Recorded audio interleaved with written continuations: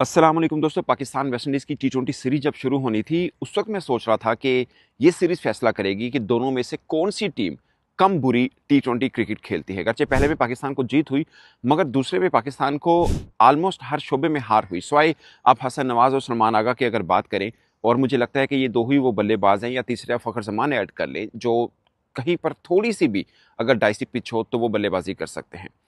बाकी आप किसी पे उम्मीद नहीं रख सकते, और ये इस मैच में साबित भी हुआ।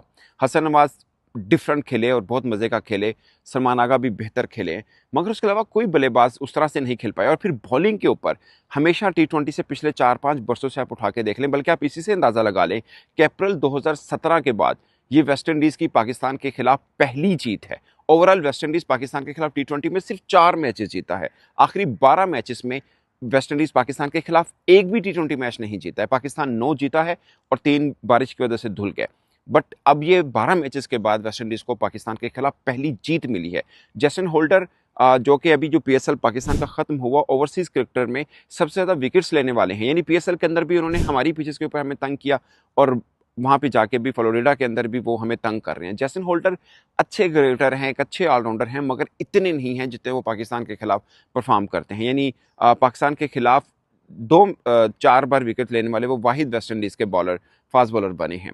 तो आप अंदाज़ा लगा सकते हैं कि उनकी पाकिस्तान के खिलाफ कितनी ज़बरदस्त परफॉर्मेंस है, सिर्फ बॉलिंग के साथ नहीं बल्कि बैटिंग में भी। यहाँ पीएसएल में भी उन्होंने तंग किया, और अभी वो एज ए बैट्समैन पाकिस्तान को तंग कर रहे हैं। आखिरी 5 ओवर में पाकिस्तान ने 23 रन बनाए, 5 खिलाड़ी खोए। और जब वेस्ट इंडीज़ को आखिरी 5 ओवर में 55 रन चाहिए थे, तो पाकिस्तान ने वो रन बनवा दिए। हसन अली को आखिरी 2 ओवर्स में 16-16 रन हुए हैं। 4 ओवर में 48 रन हुए हैं। 4 ओवर में 7 की इकॉनमी से शहीन को भी रन हुए। ये बात मैं सिर्फ इसलिए कर रहा हूँ कि दोनों फास्ट बॉलर को थोड़े ज़्यादा रन हुए। खैर, 12 की इकॉनमी तो अनएक्सेप्टेबल है, जो कि हसन अली को हुई। और उसके अलावा किसी भी बाकी सब स्पिनर्स ट्राई आउट किए पाकिस्तान ने, किसी को भी 5 की इकॉनमी से ज़्यादा रन नहीं हुए। मगर फ़हीम अशरफ ने कोई ओवर नहीं किया है।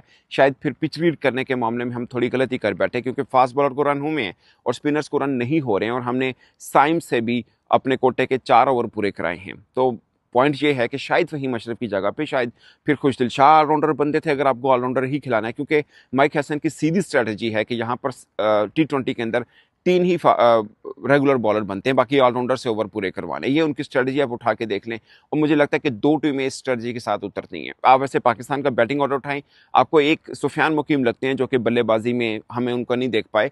बाकी सब थोड़ी बहुत बल्लेबाजी ज़रूर कर लेते हैं। और अगर आप 2 और खिलाड़ी को निकालते हैं, जिसमें शहीन शाह अफरीदी और हसन अली हैं, बाकी सब आपके ऑलराउंडर हैं। वैसे तो शहीन शाह अफरीदी भी ऑलराउंडर माने जाते हैं। बाकी अदरवाइज सब के सब आपके, जिसे बोलते हैं, रजिस्टर्ड ऑलराउंडर हैं। फिर भी आप रन नहीं कर पा रहे हैं। ये बात मैं सिर्फ इसलिए कर रहा हूँ कि वेस्ट इंडीज़ की हार के पीछे भी यही चीज़ छुपी है कि वो भी सब ऑलराउंडर्स की फ़ौज है, मगर आप भरोसा उन पे भी पूरी तरह से नहीं कर सकते।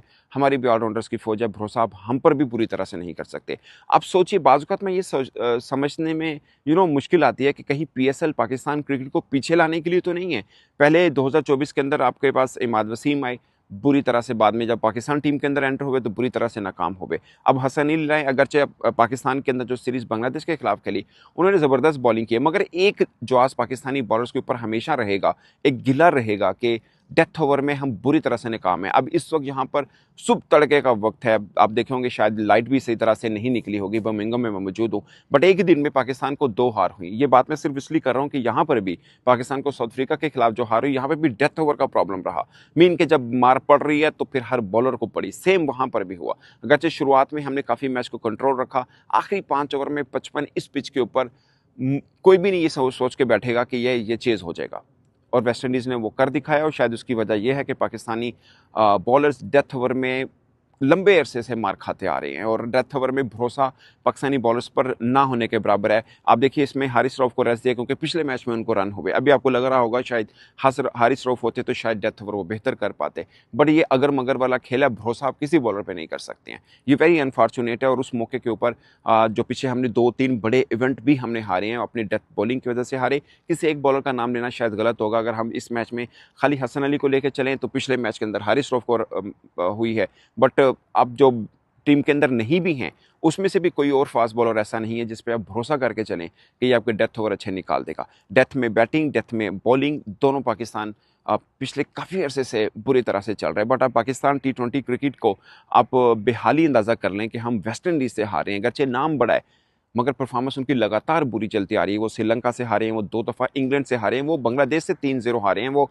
ऑस्ट्रेलिया से 5-0 हारे हैं, सिर्फ आयरलैंड से 1-0 जीते हुए हैं, बाकी सबसे हारे हैं। पाकिस्तान से 2017 में लास्ट टाइम वो जीते थे। उस टीम में हसन अली खेले हुए हैं, फ़खर जमान खेले हैं, बाकी सब टीम चेंज है। और वेस्ट इंडीज़ में से उस टीम में से सिर्फ होल्डर खेल रहे हैं, बाकी उनके भी सबके सब चेंज है। आप सोचिए इतना टाइम पीरियड हो चुका होगा, यानी सिर्फ दोनों टीमों के मिला के 3 खिलाड़ी ऐसे बनते हैं जब लास्ट टाइम वेस्ट इंडीज़ ने पाकिस्तान को हराया था। एक लंबा टाइम पीरियड बनता है। नो डाउट बड़ी टीम है और T20 में सब चीज़ें हैं, बट वो पिछले काफ़ी अरसे से पाकिस्तान से भी बुरी कोई क्रिकेट खेल रहा है तो वो वेस्ट इंडीज़ है। और अब सोचिए हम उनसे भी हार गए हैं। अब आगे ट्राई नेशन सीरीज़ पाकिस्तान ने खेलनी है। अब एक T20 रह गया, उसके बाद वनडे तो हैं, बट फिर ट्राई नेशन है। और मुझे इसमें भी डर लग रहा है कि खुदा ना खासा वहाँ अफ़गानिस्तान से ना हार जाए, क्योंकि ये बिल्कुल लो है पाकिस्तान क्रिकेट का। और एक तरफ हम शोर मचाते हैं कि हमारे खिलाफ साजिश हो रही है कि हम ओलंपिक में क्वालिफाई ना कर पाएँ। कुछ ऐसी तरतीब, मतलब मैं बोलता हूँ कुछ ऐसी तरतीब बनाई जा रही है जानबूझ के कि पाकिस्तान को ओलंपिक से दूर रखा जाए। बट मुझे लगता है कि कोई नहीं है, हम खुद हैं शायद अपनी क्रिकेट को दूर ले जाते देख रहे हैं और कुछ समझ में नहीं आ रहा है। आप देखिए पिछले कोई 5 सीरीज़ T20 को उठा के देख लें, आपको हर 3-4 क्रिकेटर्स का इन आउट नज़र आएगा। पिछली सीरीज़ आप हारे बांग्लादेश से, बट एक खिलाड़ी था जो जीता था, वो सलमान मिर्ज़ा था जिसको आपने निकाल दिया। फिर आपने वापसी अपने पुराने क्रिकेटर्स को लेके आए, बट फिर आप हारे। जहाँ पे पुराने क्रिकेटर्स का तजर्बा चाहिए था, वहाँ पे भी आप हारे हैं। तो फिर नए और पुरानों में फ़र्क क्या है? लाइक अगर यहाँ पे सलमान मिर्ज़ा भी होता, शायद यही रिज़ल्ट आ रहा होता। अगर आपको ये लगता है कि नहीं वो नया बॉलर है, डेथ ओवर नहीं कर पाएगा, तो पुरानों के साथ भी आप वैसे ही रहे हैं। उससे पिछली सीरीज़ में चलें जो हमने घर में बांग्लादेश के खिलाफ खेली, उसमें भी 4-5 चेज़ें हैं। हमने न्यूज़ीलैंड के खिलाफ खेली, उसमें भी 4-5 चेज़ेज़ हैं। आपको हर सीरीज़ में 1-2 नए खिलाड़ी नज़र आएँगे जो सिर्फ़ उस सीरीज़ में खेले होंगे। आपको आकिब जावेद नज़र आए, उसके बाद अगली सीरीज़ में नज़र नहीं आए। कहीं पे वसीम जूनियर आते हैं, फिर कहीं पे ज़मान खान आते हैं। मुख्तलिफ बॉलर्स ट्राई आउट हुए, बट एक-एक सीरीज़ के लिए होते हैं। फिर आकर कभी सीनियर्स वापसी आते हैं, कभी जूनियर्स आते हैं, बट हम टीम को नहीं बना पाए हैं। ये वेरी अनफॉर्चुनेट है। और उस मौके के ऊपर जब एशिया कप बिल्कुल आपके सर पे खड़ा है, जब T20 वर्ल्ड कप में भी ज़्यादा टाइम नहीं पड़ा है। बट अनफॉर्चुनेट है, खैर एक मैच पड़ा है, इस मैच की जीत से हम सीरीज़ अपने नाम कर सकते हैं, मगर बहुत सी खामियां हैं जो लगातार हमारी टीम के साथ चलती आ रही हैं। इक्का दुक्का जीत में शायद वो छुप जाएं, मगर लगातार और कंसिस्टेंसी जो चल रही है वो डेथ ओवर की चल रही है, जो हर मैच में हर सीरीज़ में टीम पाकिस्तान का पीछा करती है। प्लीज़ चैनल को सब्सक्राइब ज़रूर कीजिएगा। शुक्रिया।